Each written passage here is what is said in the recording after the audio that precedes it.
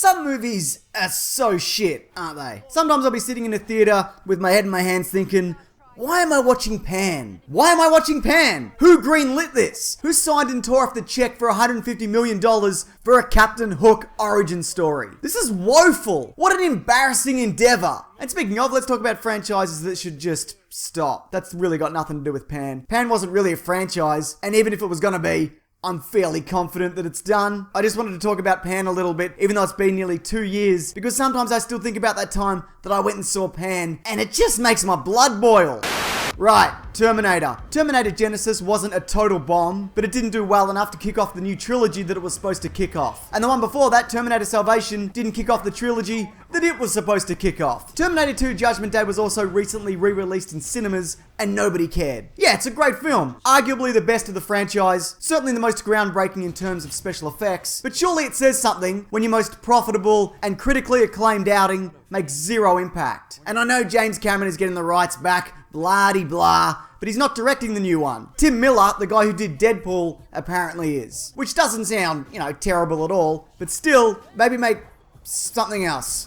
The Pirates of the Caribbean films are horrible. The first one was good. I doubt I could sit through it now though, since I've had to endure dozens of hours of it since, with Johnny Depp flapping his arms and running about. But Disney, even though you're probably done with this franchise, please, it's done. Also, Johnny Depp is no longer on anyone's radar. People don't even bother to make fun of his wacky antics anymore. He may as well just be a pile of scarves and banana peels, topped off with a hat with a feather in it. All that attention is now being directed at the new Johnny Depp, Jared Leto, because of all the acting he's been doing. He's doing so much acting, it's spellbinding.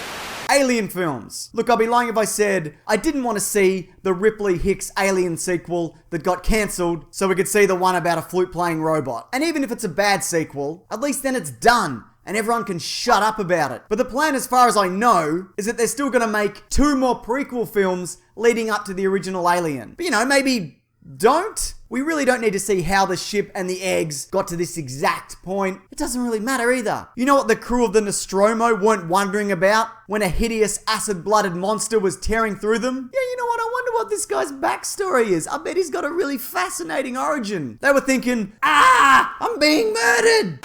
This one's a given. Transformers films. I mean, what do you want me to say? They're bad, and they've been bad for a long time. Sure, Michael Bay is apparently gone from the franchise for good, but any goodwill I've had towards these films evaporated when I had to stare into John Turturro's ass in IMAX. That's it. They're shit. I got nothing else to say.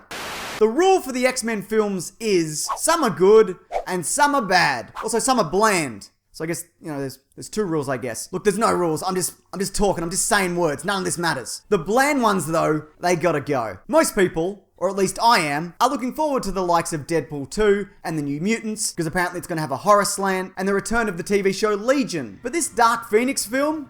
Yeah, no. First of all, we already saw that film, and it was bad. Secondly, the guy who wrote that film is directing this one, and made mention recently that they need to find a way to ground it so it's not too intergalactic like the original comic story. Why? How much more of the X-Men being sad and in a school do we need? Then they have to come together, they gotta be a team, and because there's a villain, but they work together, they're better as a team. I'm sick of it. They can go somewhere else, anywhere else. Not a forest or some kind of mutant housing facility, because we have seen a lot of forests and facilities, but maybe space might be a step in the right direction. Now, despite all that I've said about how all these franchises can fuck off and die, it's worth remembering that sometimes a series gets good again. And I think that's something we can all take away from this, if there is anything to take away from it, which really, there probably isn't. But yeah, this is the end of the video, and hence this being the winner of last week's Loot Crate. If you are this person, just private message me these details, and you can have it. And if you want to win next week's box, just leave any comment below.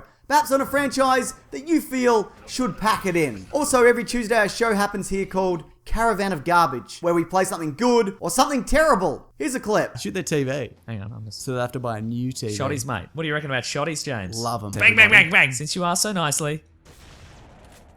It's an indestructible That's TV. disappointing. What movie are they playing? It's 2 randos. The movie 2 randos shoot at each other endlessly. But miss. But always miss. And every Monday, you're also welcome to check out my podcast, The Weekly Planet, where we talk movies and comics and TV shows. That's linked below, along with everything else. But thanks for watching this. I appreciate it. Take care.